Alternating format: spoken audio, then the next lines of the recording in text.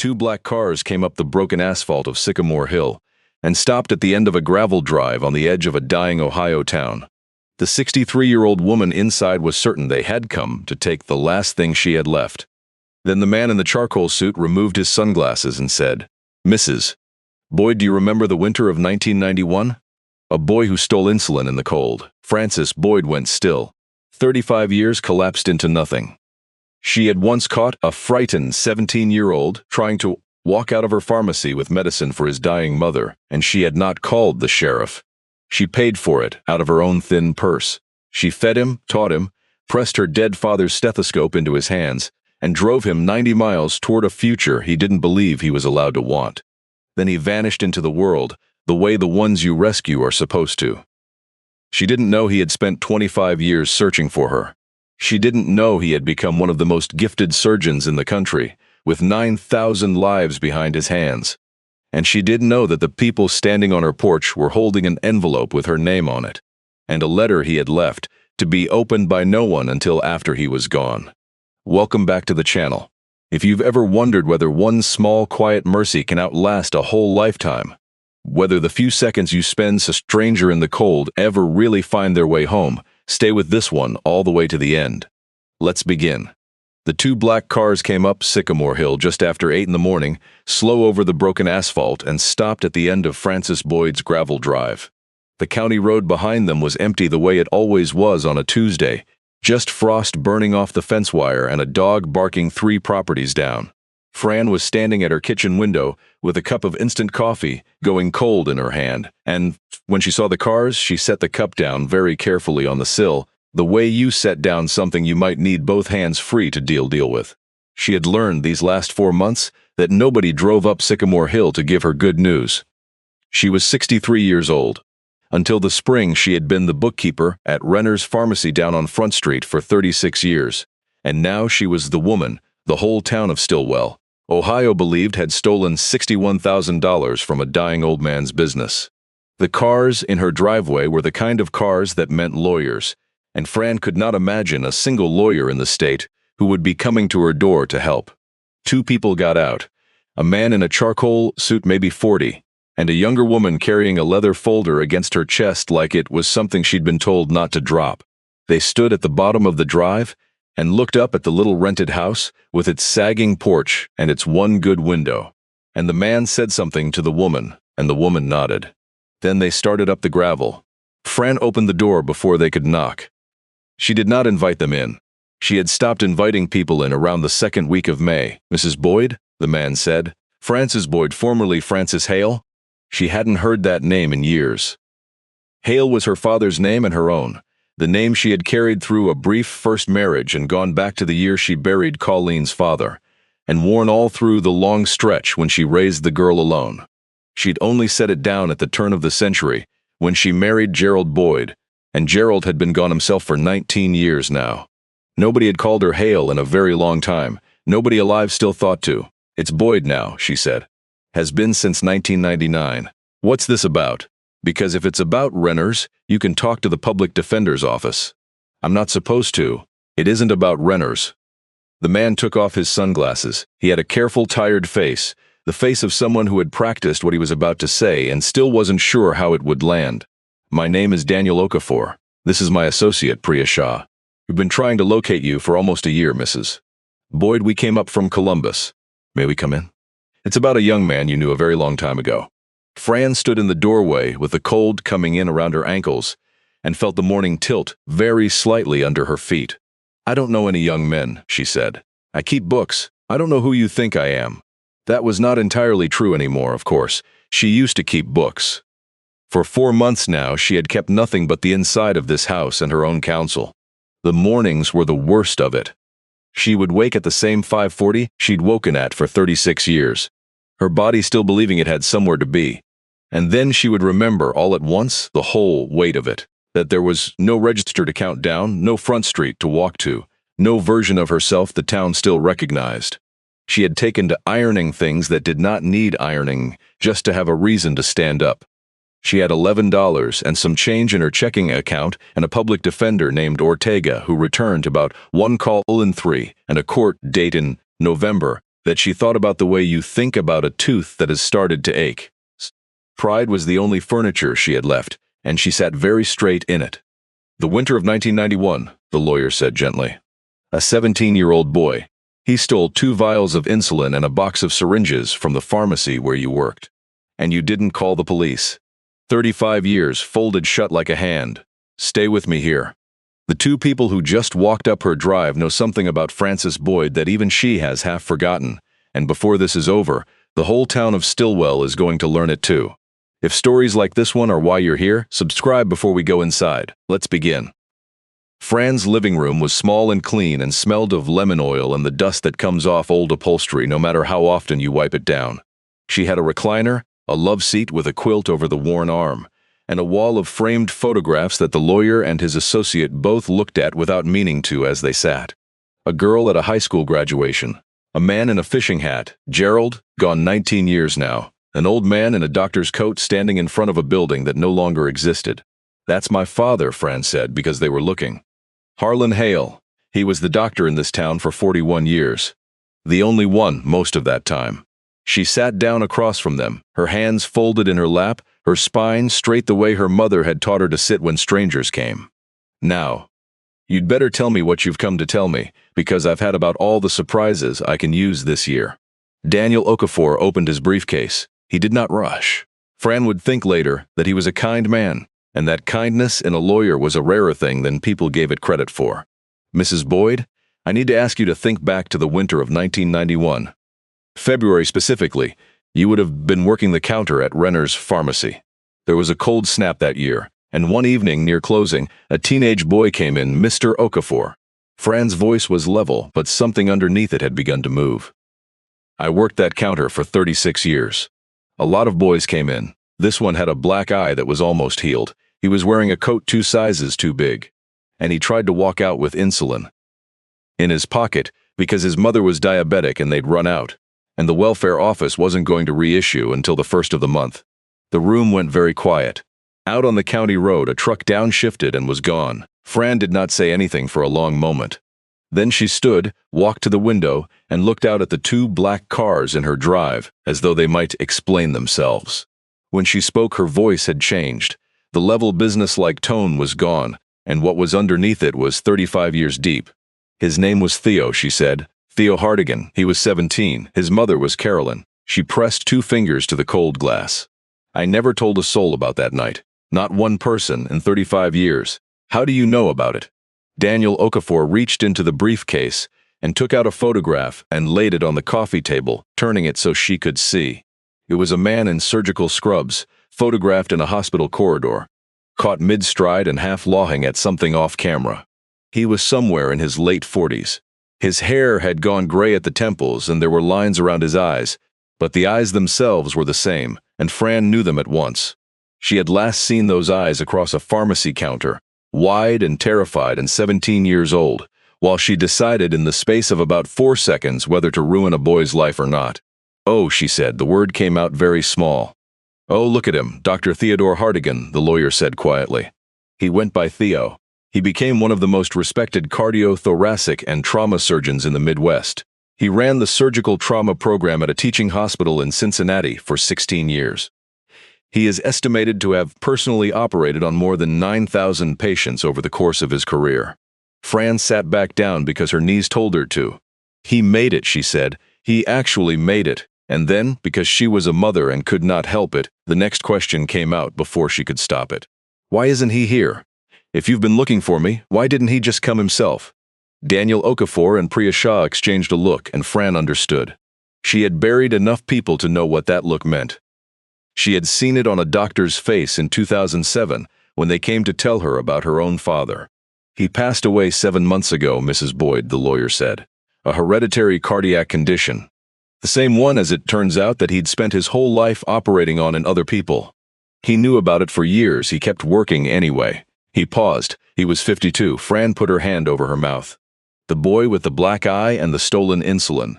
The boy she had fed and lectured and driven 90 miles in a borrowed car. Gone, 7 months in the ground, before she ever got to see what he became.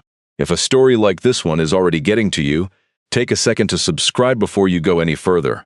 This channel exists for people who still believe that what you give quietly, in the dark, when nobody is watching, and nobody could ever pay you back, finds its way home eventually.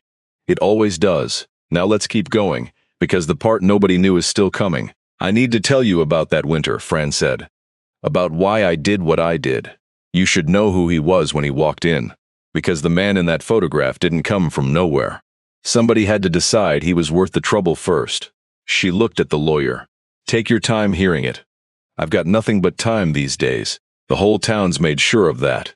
So she told them, and the telling took her back 35 years. Stillwell sat in a fold of the Appalachian foothills in southeastern Ohio, a town of just under 3,000 people, built on coal that had run out, and clay that had run out after it, hanging on by the thread of a state highway, and the stubbornness of the people who couldn't think of anywhere better to be. Front Street was 4 blocks long. There had been a hardware store, a five and dime, a movie house, and Renner's Pharmacy. And by 1991, the pharmacy was the only one of the 4 still keeping its lights on.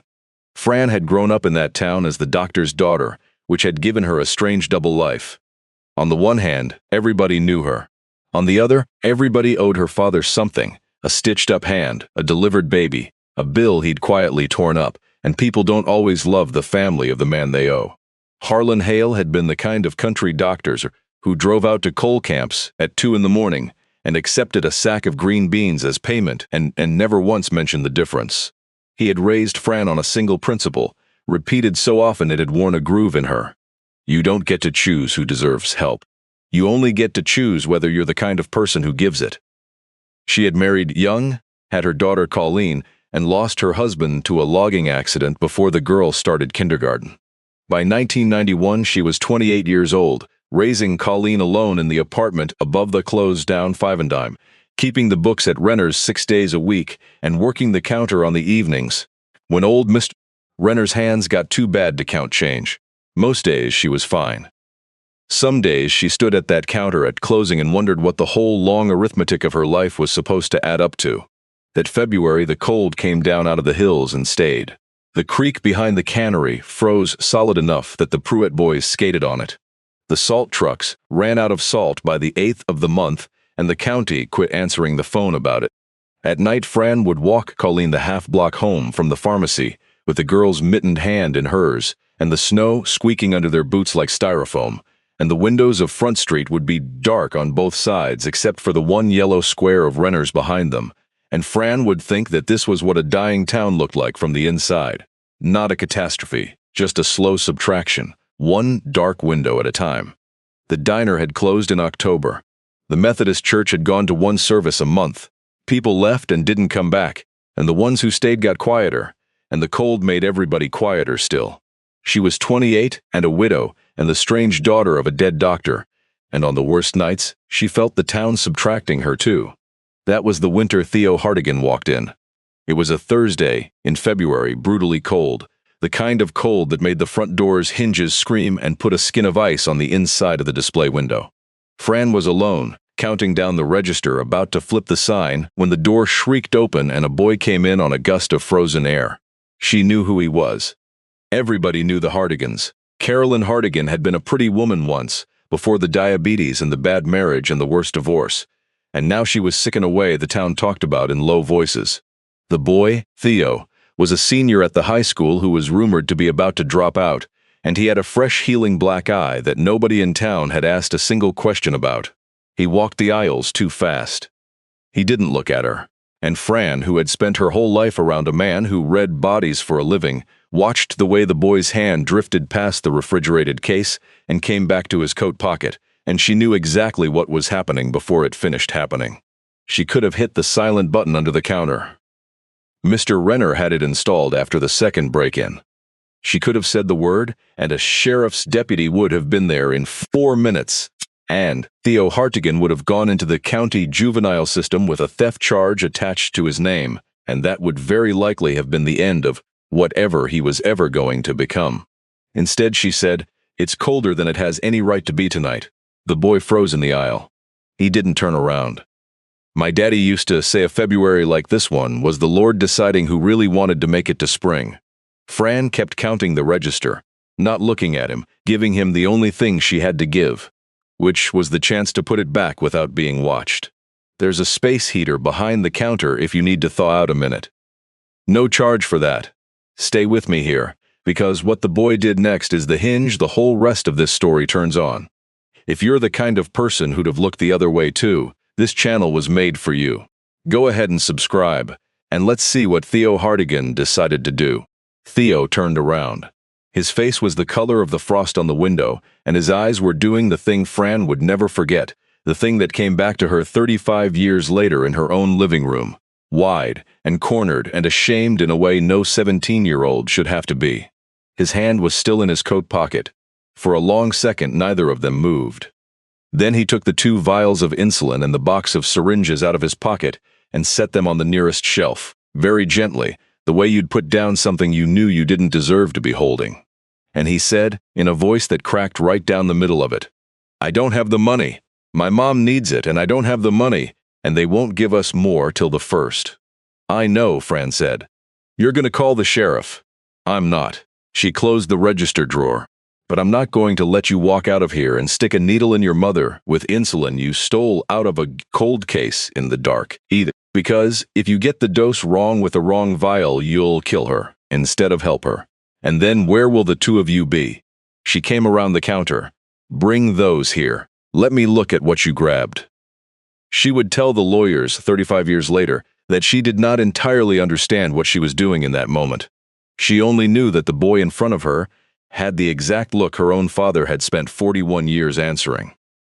And that her father was 3 years dead by then, and that if Harlan Hale's daughter let a sick woman's son get hauled off for trying to keep his mother alive, then she didn't know what the point of having been raised by the man had even been. She checked the vials. He'd grabbed the right long-acting kind by luck.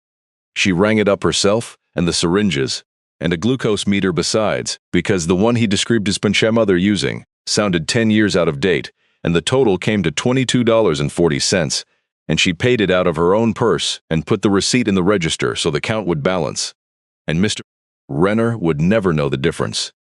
Then she made the boy sit on the stool behind the counter, and she taught him, carefully, the way her father had taught her, how to read the units on the syringe and how to rotate an injection site, and what the early signs of a low blood sugar looked like, so he could catch it before it caught his mother.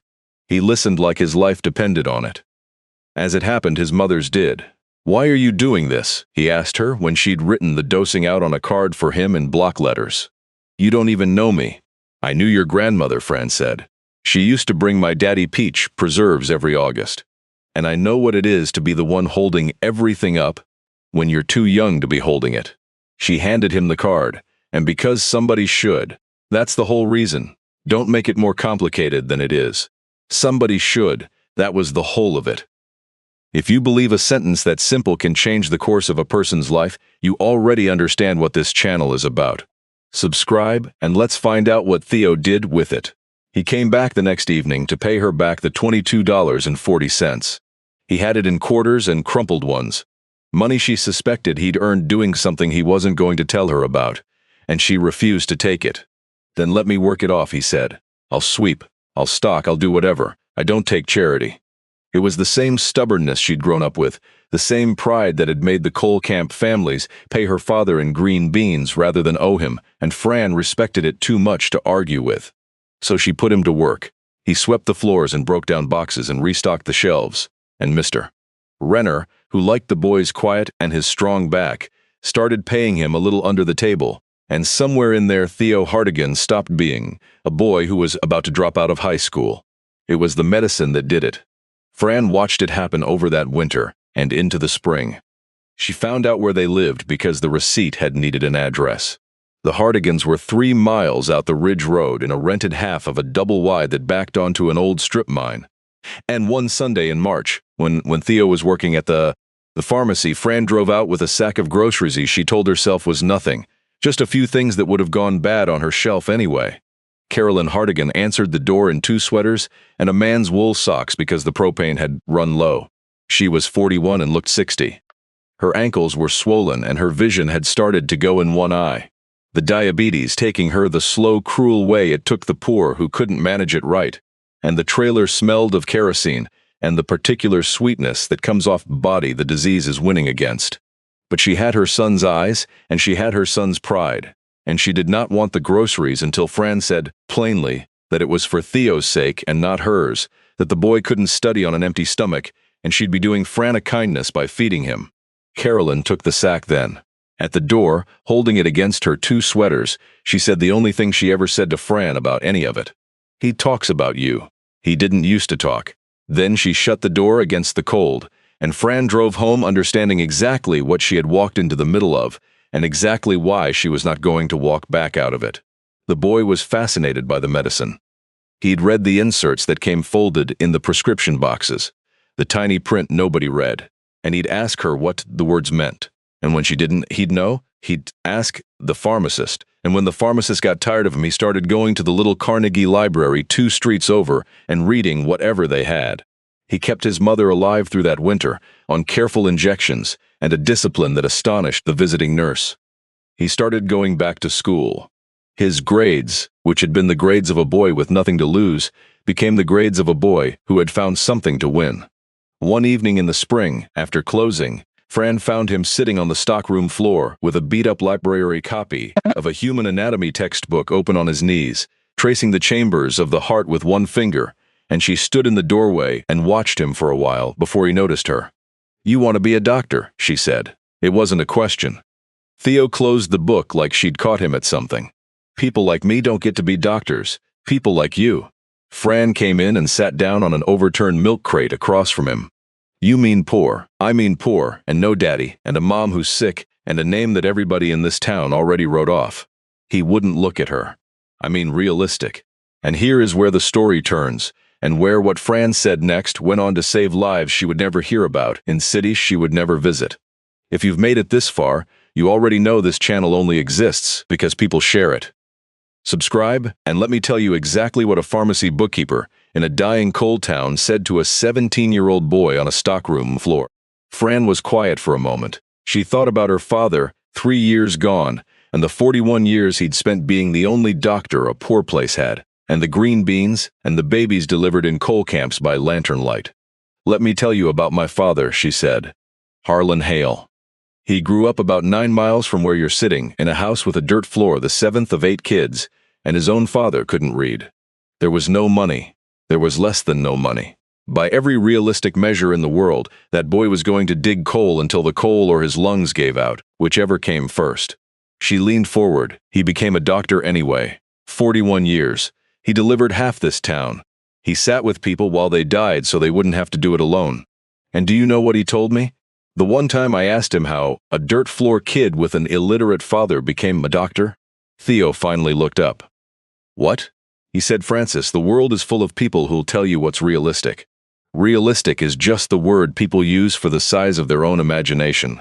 Don't ever let somebody else's small imagination decide the size of your life." She held his eyes. "You kept your mother alive all winter with a syringe and a note card. You taught yourself to read prescription inserts at 17. Don't you dare tell me what's realistic. You don't know yet. None of us do. That's the whole point of being your age." Theo Hartigan didn't say anything for a long time.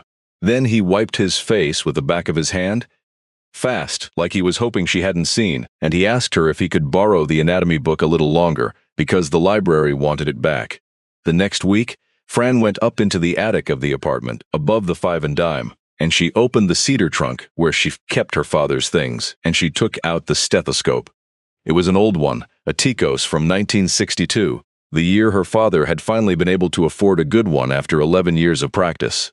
The tubing had gone a little stiff, and the metal was dull, but it still worked, and Harlan Hale had carried it for the last 45 years of his life around his neck in his office and folded in his black bag on the night drives. It was the single object Fran owned that most contained her father.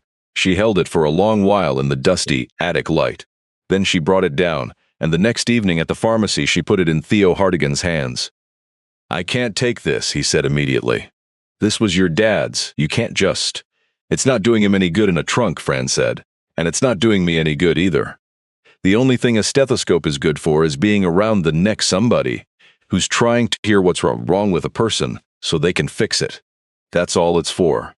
My father would rather it was around your neck doing its job than in my attic being a memory. She closed his fingers over it. You give it back me the day you graduate medical school. That's the deal. Not a day before, you hear me? You owe me a graduation. That summer she drove him 90 miles in old Mr. Renner's borrowed Buick to take a state scholarship examination he'd never have been able to get to otherwise, and she sat in a hot hallway for 4 hours while he took it, and on the way home he was so quiet she thought he'd failed, until he said, near the county line, "I think I knew some of it. I think I actually knew some of it," in a voice full of a kind of wonder, and Fran had to keep her eyes very hard on the road. She remembered every mile of that drive for the rest of her life. The Buick had no air conditioning and a radio that only caught one gospel station out of Marietta, and they'd driven up through the heat with the windows down and the green hills sliding by, and Theo had spent the whole way there with the borrowed review book open on his knees, mouthing the periodic table to himself like a prayer. She had packed sandwiches, because she knew there'd be no money for lunch, and she knew he'd never have said so. At the testing center, watching the other kids file in, kids from real high schools, kids in clothes that fit, kids whose parents waited in cars with the engines running and the air conditioning on. She had felt a flare of something close to fury on his behalf, and then she had watched him square his thin shoulders and walk in among them like he had every right to be there, and she had thought, there it is. Whatever it was she'd seen across the counter the night of the insulin, there it was again. He didn't believe he belonged. He went in anyway. That was the whole of courage, as far as Fran had ever been able to tell. Not the absence of the small imagination's voice, just walking in past it. He got the scholarship. It wasn't enough. It was never going to be enough, but it was a door, and a door was all a kid like Theo had ever needed. He worked 3 jobs through community college and then through the state university, and Fran wrote him a letter every couple of months, and he wrote back when he had time, which got rarer as the years went on, the way it does. He'd come back to Stillwell on holidays for a while, then less. Then his mother passed in 1998 and there was nothing to come back to, and the letters thinned to a Christmas card, and then even those stopped, and Fran told herself that was exactly how it was supposed to go. She kept his letters in a shoebox, the few she had. There was one she reread more than the others, written in his second year of medical school, in handwriting already starting to slant toward the prescription scrawl it would become. He'd written that he'd finally dissected a human heart that week. An old man's heart, donated, and that he'd held it in 2 hands and thought about her father's stethoscope hanging in his apartment, and that for the first time in his life he hadn't felt like a fraud who was about to be found out. "I keep waiting for somebody to come tell me I don't belong here," he'd written. "They keep not coming. I think it might have been you that ruined that for me, Mrs. Boyd. I can't seem to hear the realistic anymore. You broke the part of me that listened to it." Fran had laughed out loud reading it, alone in her kitchen, and then she had cried, and then she had put it back in the shoebox. And over the years that followed, she took it out whenever the town, or the loneliness, or her own small imagination got to telling her that her life had added up to nothing much. You don't help a young person so they'll stay tied to you. You help them so they can leave. The leaving is the whole point. She'd have been ashamed of any other reason. She figured she'd never know what became of him. She figured wrong. He carried that stethoscope into every operating room for more than 30 years. If that doesn't move you, I don't know what will. There's more, and it's bigger than the stethoscope. Subscribe so this story can find the next person who needs it, and let's go back to that living room. Daniel Okafor had been listening without interrupting, and when Fran finished, her hands were trembling slightly in her lap, and Priya Shah had quietly set a box of tissues on the coffee table without making a thing of it. "He did give it back to you," the lawyer said. "He tried to. He came back to Stillwell the summer he graduated medical school, in 2001 with that stethoscope in his bag, to find you and make good on the deal. But by then you'd remarried, taken the name Boyd, and moved up here to Sycamore Hill, and the pharmacy had changed hands twice, and the people he asked either didn't remember a bookkeeper named Fran Hale or had the name wrong. He paused. He looked for you on and off for 25 years. He never had your married name. He was looking for a Hale. There is no Hale left in Stillwell to find." Fran pressed the tissue to her eyes and said nothing. "He kept the stethoscope," Okafor went on. "He wore it through his entire career. Every nurse and resident who trained under him knew about it. They thought it was a good luck thing, an old surgeon's superstition. He never told them the whole story. He only ever told them it had belonged to a country doctor, and that it had come to him from the only person who ever told him his life could be big. The lawyer reached into the briefcase again. He told the full story exactly once, in a letter, which he left with very specific instructions that it not be opened by anyone and not be delivered until we had found you and could put it in your hands ourselves. He set an envelope on the coffee table. Across the front in a doctor's slanting hand it said, "For Frances, the woman who didn't call the sheriff, when you find her and not before." Fran looked at it the way you look at something that might go off. "Before you read it," Okafor said, "there are 2 more things I'm required to explain, because his will was very precise about the order." "May I?" She nodded, not trusting her voice. He laid a folder beside the envelope. Dr. Hartigan never married and had no children of his own. He left the bulk of his estate to establish a charitable foundation. He wrote the foundation's mission himself years ago and named it before he ever knew whether we'd find you alive. Okafor turned the folder so she could read the cover. "It's called the Harlan Hale Fund, after your father. For students from Appalachian counties, kids who, in his words, the world has already decided aren't realistic candidates, to go to medical and nursing school. He'd funded 11 of them quietly while he was alive. The endowment he left will fund roughly 9 a year in perpetuity." Fran read the name on the folder. Harlan Hale Fund. Her father's name on something that would outlive every person currently breathing in the town that had once paid him in green beans. "He named it after my father," she said. "He never even met my father. He met him every day for more than 30 years, the lawyer said quietly, around his own neck. This is the part where most people have to stop the video for a second. And that's all right. When you come back, there's one more thing the lawyer hasn't said yet, and it changes everything about why he's standing in her living room today, of all days, this month of all months. Subscribe, take a breath, and let's keep going." "That's the foundation," Okafor said. "Now I need to explain the second thing, and I'll be honest with you, Mrs.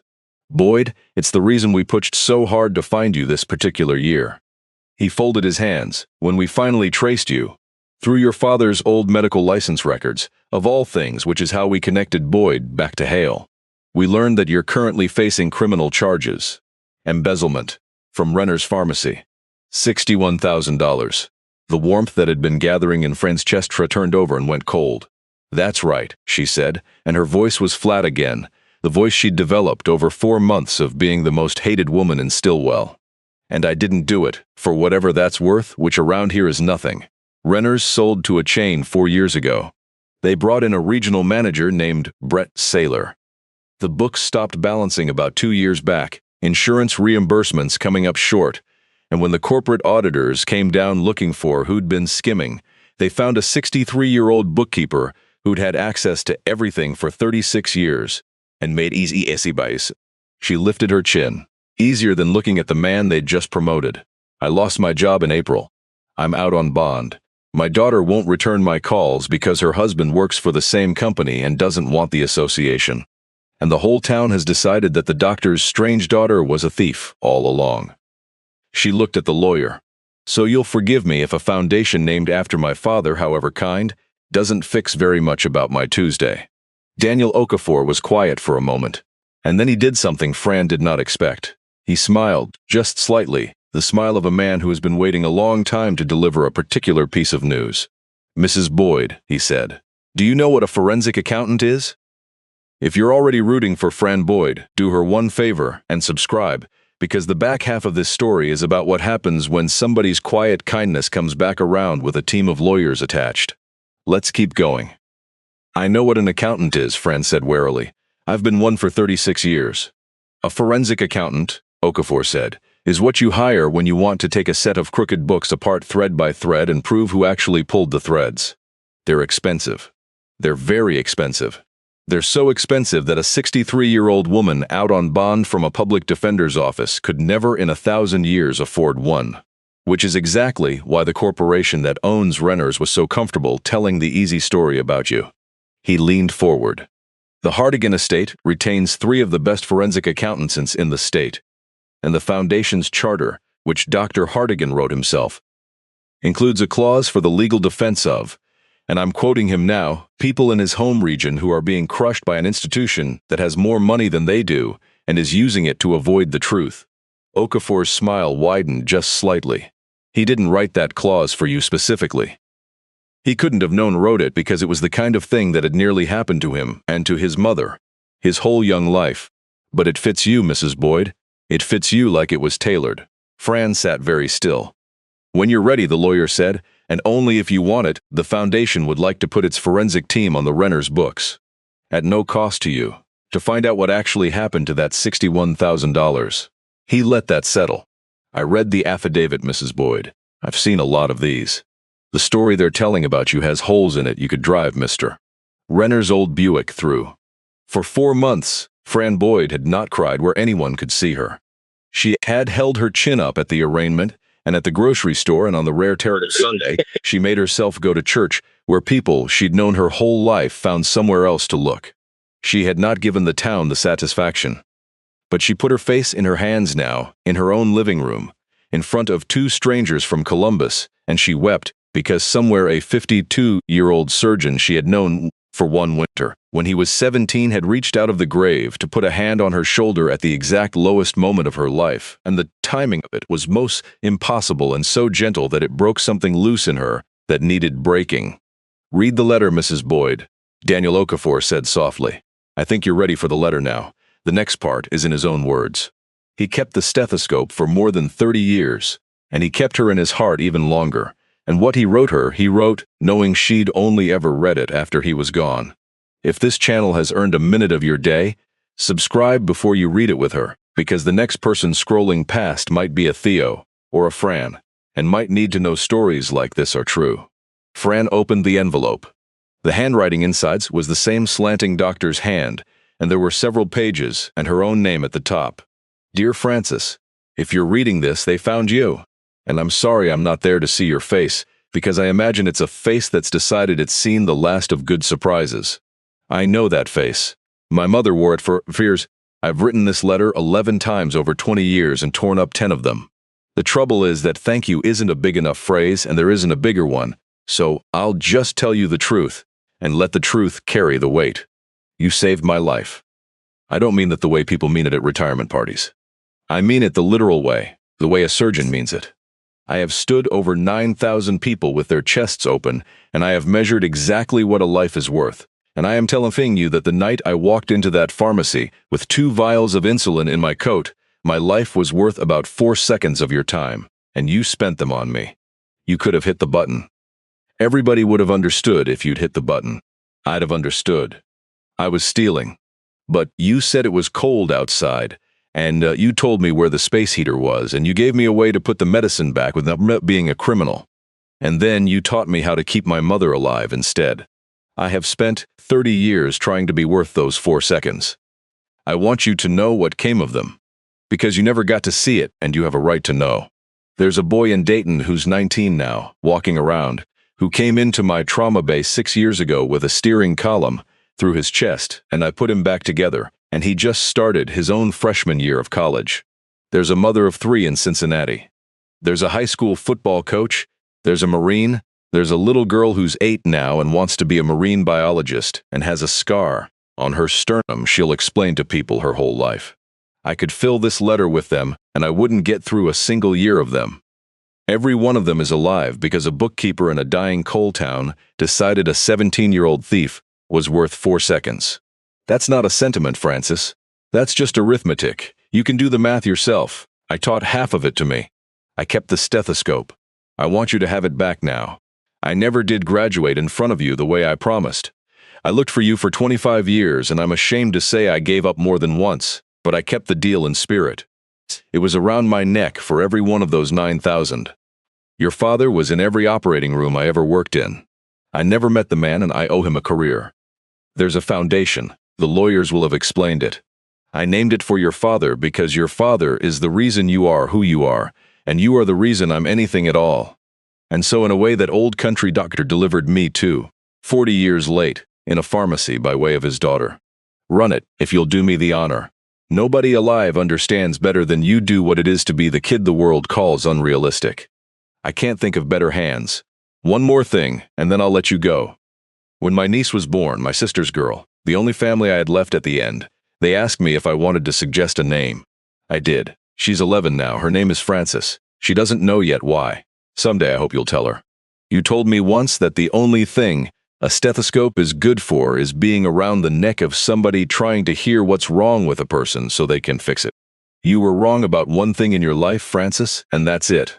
A stethoscope is also good for this. It can carry a debt of love from one neck to another for more than 30 years and never once feel heavy. Thank you for the 4 seconds. I made them count. Promise you I made them count. Your friend always, Theo. P.S. You were right about the realistic. You were right about all of it. Tell that town I said so. Fran read it twice.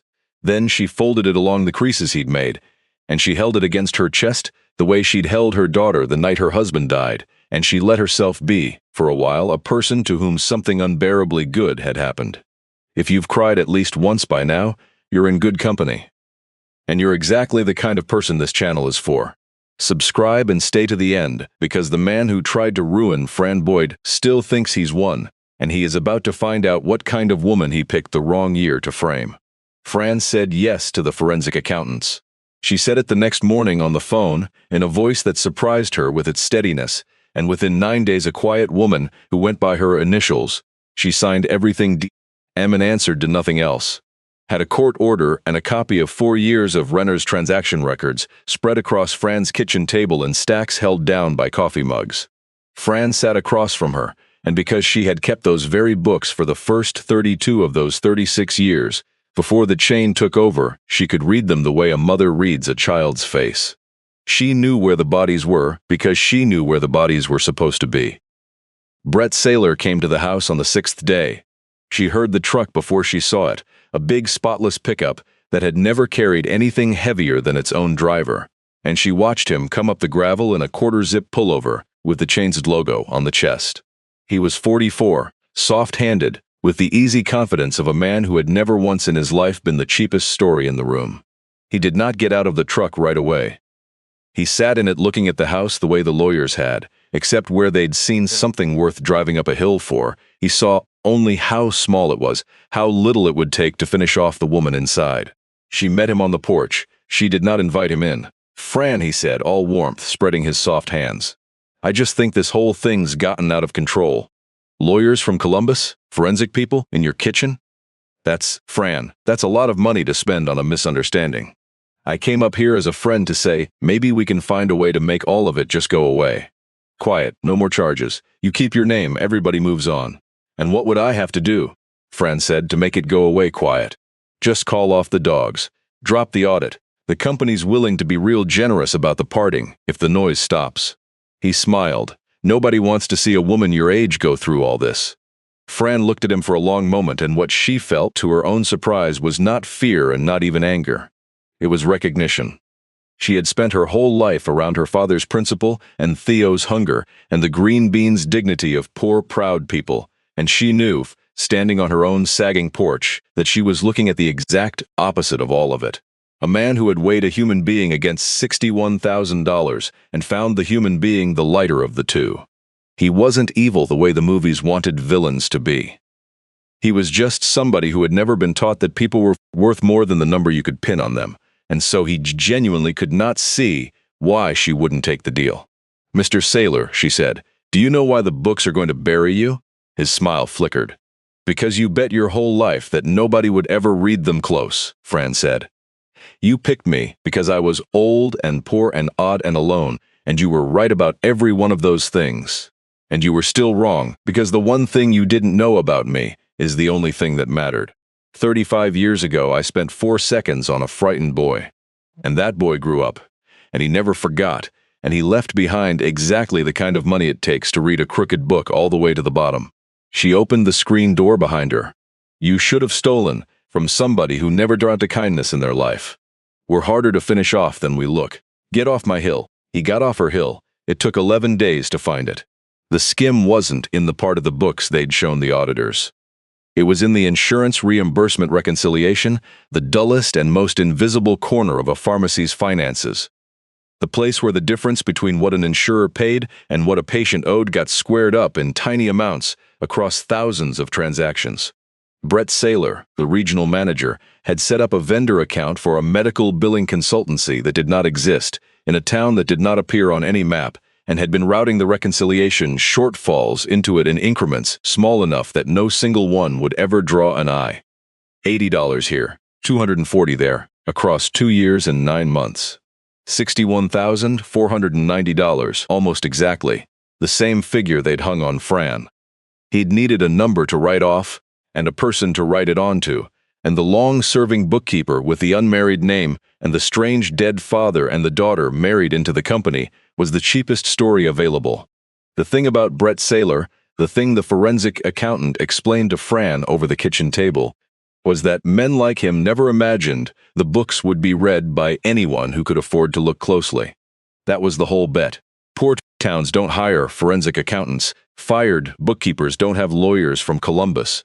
The math of it had always protected him, the same brutal arithmetic that said a coal town kid couldn't be a surgeon and a doctor's strange daughter must be a thief. He valued money so completely and understood people so little that it never once occurred to him that the woman he'd chosen as his fall guy might be carrying a 35-year-old debt that was about to come due in her favor.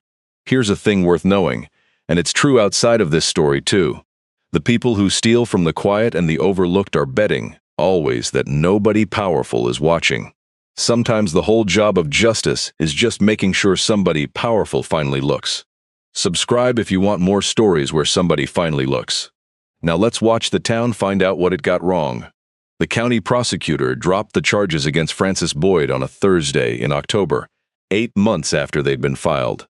The forensic report ran to 212 pages, and it did not leave room for a second interpretation.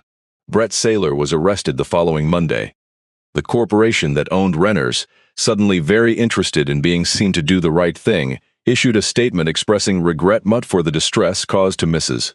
Boyd, which was the closest thing to an apology Fran ever got from them and not close at all. The town was a different matter. She had expected, if this day ever came, to feel triumphant. She did not. What she felt, mostly, watching the people of Stillwell rearrange their faces around her, was tired and a little sad and aware of how thin the thing called reputation really was, how fast it could be taken and how slow it came back and how some of it never did. The women at church were warm to her again. A man who had crossed Front Street to avoid her in June stopped her in October to say he'd never believed it, not for 1 minute, which they both knew was a lie, and she let him have it anyway, because she was done spending herself on being right. Colleen called. She called on the night the report came out, and Fran almost didn't pick up, because for 4 months the phone had only ever brought worse news, and her daughter's silence had been the worst news of all. But she picked up, and there was a long breath on the other end, and then Colleen said, "Mom," and broke. She had believed it. That was the thing neither of them said out loud, and both of them knew. Not entirely, not in her heart, but enough to let her husband talk her into the distance, enough to let the easy story do its work, enough to leave her own mother standing alone in a courtroom in the spring. The shame of that came out of her now in pieces over the phone, and Fran sat down on the kitchen floor with her back against the cabinet and listened to it the way she'd once listened to a frightened boy explain about insulin, without rushing it, without making it cleaner than it was. "Come up Sunday," Fran said finally. "I'll make a roast." She wiped her eyes with the back of her wrist. "Bring the girls. I haven't seen the girls since March." A pause. "And Colleen, I'm not going to make you carry this. I carried enough of the heavy stuff for both of us when you were small. I'm not going to hand you a brand new load of it now.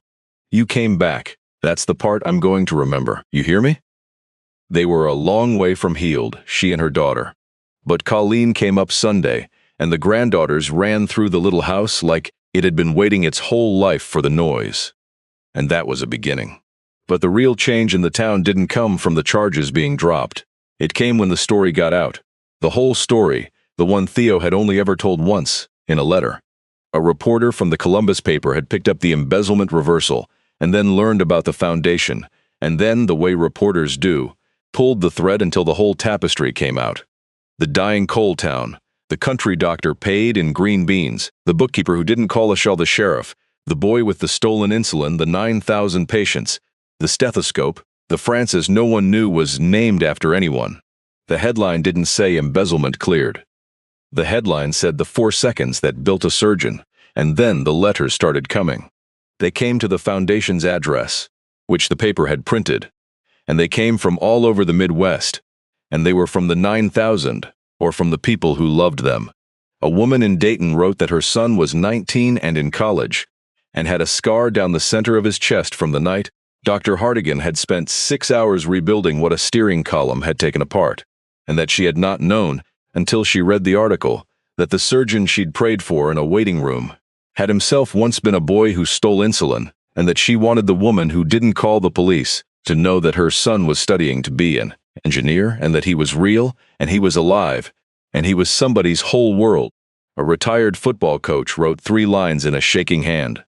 A Marine sent a photograph of himself holding a baby, with nothing written on the back but a date and the words "still here." A man enclosed a $20 bill for the foundation and a note that said it was the only insulin money he could spare, and he hoped it would help some other kid put it back on the shelf the right way. Fran read every one of them at the desk by the window. She kept them in a drawer, and when the drawer filled, she got a second drawer, and she understood, slowly over those weeks, the true size of the thing she had set in motion on a cold night in 1991, without the faintest idea she was doing anything at all. She had spent 4 seconds. The 4 seconds had become a man. The man had become 9,000 mornings that otherwise would not have come. And now the 9,000 were writing to tell her so. And there was no possible way to hold the whole shape of it in a single human chest, and so she did the only thing a person can do with a thing that large. She let it pass through her, and out, and toward the next one. People in Stillwell read the article at their kitchen tables. People who had crossed the street. People who had decided the doctor's strange daughter was a thief all along. They read about the woman who had been quietly, invisibly good for her entire life, in a place that had never once thought to look. And some of them were ashamed, and some of them were moved, and a few of them, the ones who'd known her father, wept right there over their coffee, because they remembered Harlan Hale and the green beans and the babies born by lantern light, and they understood, suddenly and all at once, that they'd had a second chance to recognize that kind of person in their midst. And they'd very nearly thrown her in prison instead. That's how it usually goes with the quietly good ones. We only see them clearly after somebody holds up a light. If you'd like to be the one holding up the light for the next viewer, subscribe and share this. It costs you nothing, and it's the whole way these stories survive. Almost there now. Let's see what Fran did with the rest of it. The Harlan Hale Fund opened its first full cycle the following spring. Fran ran it. She set up the office in 2 rooms above the old Five and Dime, the same building she'd raised Colleen in, the same attic where the stethoscope had waited in a cedar trunk, and she put a desk by the window that looked down on Front Street, and she went to work the way she'd gone to work her whole life, with a ledger and a sharp pencil and an unshakable belief that the books ought to balance. Except now the books she kept were a different kind. Now the entries were named. A girl from a holler in the next county, over who wanted to be a nurse and whose own family told her it wasn't realistic. A boy from a trailer park outside Stillwell, who fixed every broken thing he touched and had never once been told he was smart. A young woman, 23, working 2 jobs and raising a brother, who had taught herself organic chemistry from library books because she couldn't afford a tutor. Fran read every application herself. She was looking, she told Colleen, for one specific thing, and she knew it when she saw it. She was looking for the kid the world had already called unrealistic. She was looking for the 4 seconds she gave the first stethoscope of the new program to the girl who wanted to be a nurse. It was a brand new one, good tubing, bright metal, and the girl didn't understand why a scholarship fund was handing out a stethoscope at the awards ceremony, until Fran told the story, the whole story, into a microphone in the basement of the Stillwell Community Center, in front of 40 people and a reporter and her own daughter. She told them about the cold February night and the boy with the black eye and the medicine in his coat. She told them about somebody should. She told them about the man who carried a country doctor into 9,000 operating rooms and named a foundation after a grandfather he never met. And she told them the part she'd had to learn last and at the highest cost, that the quietly good are all around us, unreckoned one strong story away from being thrown out with the trash, and that the only protection any of us has against, that is each other's willingness to look closely and decide somebody is worth the trouble. The girl's name was Daria. She was 18 from a holler 9 miles out. the granddaughter of a man who had once dug coal beside Harlan Hale's patients, and she had been told her whole life, by teachers, by an uncle, by the flat arithmetic of where she came from, that nursing school was for other kinds of girls.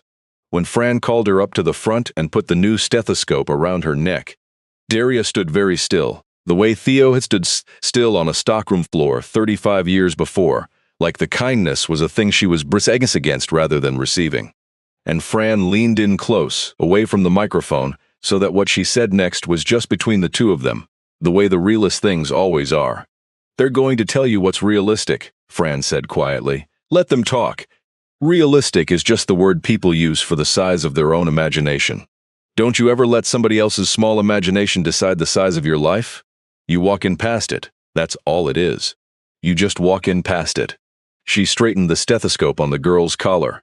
"And one day, a long time from now, you find some kid the world's already given up on, and you spend 4 seconds on them you don't have to. That's the whole price of this. That's the only thing I'll ever ask you to pay back. You understand?" Daria nodded. She couldn't speak. She didn't have to. Fran had seen that exact face look up at her from a stockroom floor, and she knew it for what it was, which was the precise moment a person stops believing the small voice and starts believing they might be allowed to become something. It was the best thing Fran knew how to make happen in this world. She intended to make it happen 9 times a year for as long as she had breath, and after that, forever, by other hands, with the money a frightened boy had left behind. She kept Theo's stethoscope. The 1962 Ticos, her father's dull-meppled and stiff-tubed, returned to her after 34 years around a stranger's neck. She didn't put it back in the cedar trunk. She hung it on the wall of the foundation office, next to the framed letter, next to a photograph of a man in surgical scrubs, caught mid-stride and half laughing, and next to an old picture of Harlan Hale, standing in front of a building that didn't exist anymore. 3 things behind glass: a stethoscope, a letter, and a photograph of the doctor who started all of it, without ever knowing he had. Sometimes, in the evenings, after the applications were read and the lights down on Front Street had mostly gone dark, Fran would stand in front of the wall and look at the stethoscope for a long while. She thought, on those evenings, about how close the whole thing had come to never being known. If the cardiac condition had taken Theo a year earlier, before his lawyers found her, she'd have gone to trial in November still believing her life had quietly added up to nothing, and the town would have its tidy story. And the stethoscope would have hung in an estate sale with a sticker on it. $2, antique, of interest to nobody. The good she had done would have stayed exactly as invisible as it had always been. That was the part that kept her standing at the wall longer than she meant to. Not gratitude, exactly, but a kind of vertigo. How much quiet good must be passing through the world unseen, she thought. Uncounted, unrewarded, one wrong story or one early death away from being lost entirely. How many Frans were out there right now, holding everything up in some dark town nobody drove through, certain they amounted to nothing. The arithmetic of it was almost too big to stand under. So she did the only useful thing a person can do under arithmetic that big. She turned off the office light and went home, and got up the next morning to read more applications. The world is full of people who'll tell you what's realistic, her father had said. Realistic is just the word people use for the size of their own imagination. She had given a boy 4 seconds and a note card and an old man's stethoscope. The boy had given them back as 9,000 lives and a foundation and a niece named Frances who would someday be told why. And now the foundation would give those 4 seconds to 9 more kids a year. Every year, long after Fran was gone, long after anyone living remembered Stillwell had once been a place worth leaving. That is how the quietly good ones really live forever. Not in headstones, not in headlines, not even in the foundations that carry their names. They live in the next 4 seconds. The ones somebody spends on a stranger because somebody once spent 4 on them. It's the only kind of immortality there is, and it's available to absolutely everyone, and it costs about as much as a vial of insulin and the courage not to call the sheriff. Fran touched the glass over her father's stethoscope. "Look what you started, Daddy," she said. "Look what we did. One winter night. One frightened boy. One bookkeeper who decided he was worth the trouble, and a stethoscope that carried a debt of love from one neck to another for more than 30 years and never once felt heavy. If this story meant something to you, take a second to hit the like button and subscribe. It's the only way the next one ever finds the person who needs it. Thanks for watching. The video on your screen now is one I think you'll want next. I'll see you there.